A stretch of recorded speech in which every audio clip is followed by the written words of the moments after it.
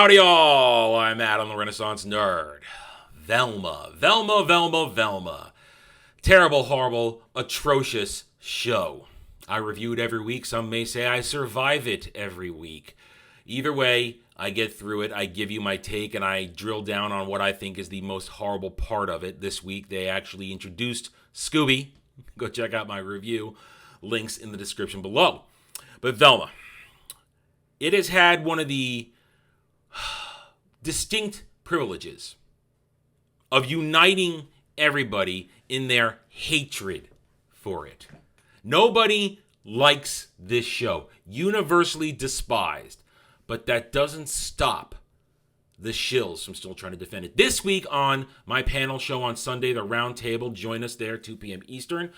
We're doing another theme show this week. Failing narratives, false narratives. How do they start in Western entertainment and how do they continue? This is a perfect example today, what I'm going to talk about, of a false narrative pushing a failing narrative. That Velma is somehow successful. We're here at the Wrap. I know it's the Wrap, but still, we go to the Shill. We go to the Shill sites for our stories. It's how it works on YouTube. Jenkins! Velma demand surges 127%, a critic-defying win for HBO Max. There is no way this show is a win at all. It's not. Only a couple paragraphs. Let's read through it real quick.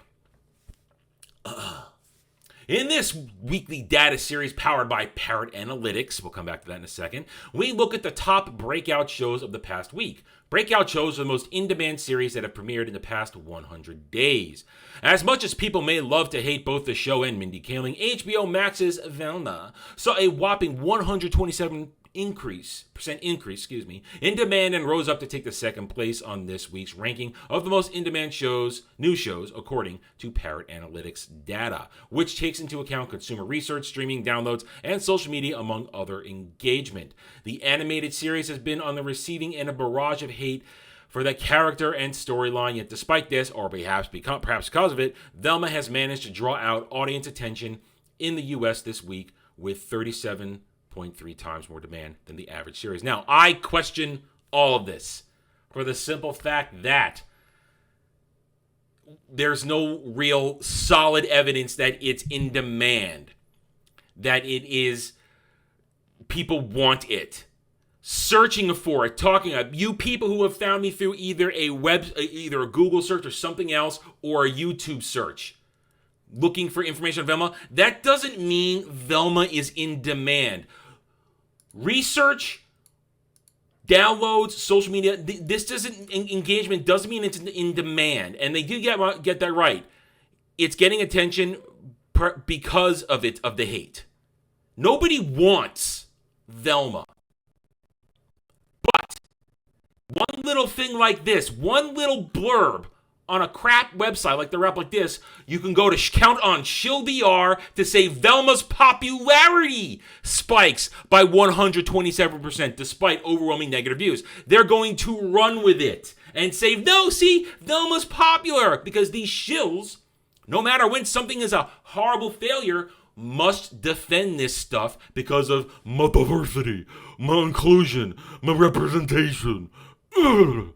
They have to, because they've bought into it. They're bought and paid for. And they like doing it too, because it's populated by true believers. Velma is not popular. Worst rated show on IMDb ever. It is a 1.3 over 50,000 votes. Nobody likes this show. Again, we don't really like Rotten Tomatoes, but again, it's simply another measuring tool, and in this case, it's getting it right. 6% rotten by the critics. This is a perfect example of a false narrative pushing a failing narrative, that Velma is somehow successful despite being review bombed. Velma is horrible, and people recognize that it's horrible. Why? Because it's a desecration to the Scooby-Doo lore and showing utter disrespect for Hanna-Barbera. The Hanna-Barbera legacy is simply one of pure wholesome escapism. Silliness, whimsical if you want to say, but it is purely unoffensive. This show is offensive by twisting everything into a hate-filled message of virtue signaling. Because in the end, they want this to be the first thing you think of when you think of Scooby-Doo. That's what they want. They want you to believe, oh, this is the origin story of Scooby-Doo. This is how Mystery Inc. formed. And they're all now diverse people.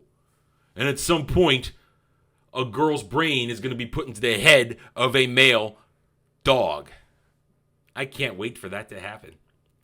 Content gods will be raining down a blessing upon me for that. I can go on for days if they do it. It'll be glorious. And it seems they're going to. False narratives, fake narratives, failing narratives. They are pushed as long as we let them do it. I will make them pay for what they've done. Without hesitation, we point it out. Because then you'll come along, normies will come along and be like, "Oh, look, I'm not the only one who believes this. I'm not the outlier. I'm not the one who's disconnected from reality. These psychopaths are. These crazy people are." Do not believe something just because a show website says it. Do not believe something just because suddenly it trends on social media. Look at the facts and the logic. Look at all points presented and then make a decision for yourself. Be a free thinker. Do not let them lead you around by the nose. We are winning this because we are not indoctrinated. We have thoughts of our own.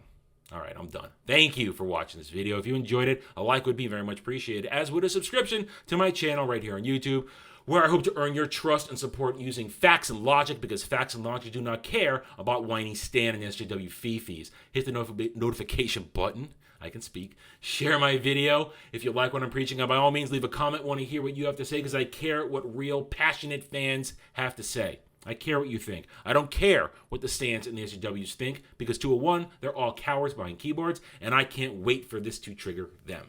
Thank you again for watching. Take it easy. Thanks for watching, everybody.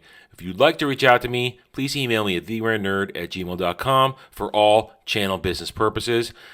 I am on Twitter now, mostly for promotion and sharing of videos, maybe a little shit stirring here and there, who knows, at @theranernerd. You can also find me at the Geeks and Gamers forums under @ROAS, and you can see me on Rumble and Odyssey under the Renaissance Nerd. Thanks again for watching. Take it easy.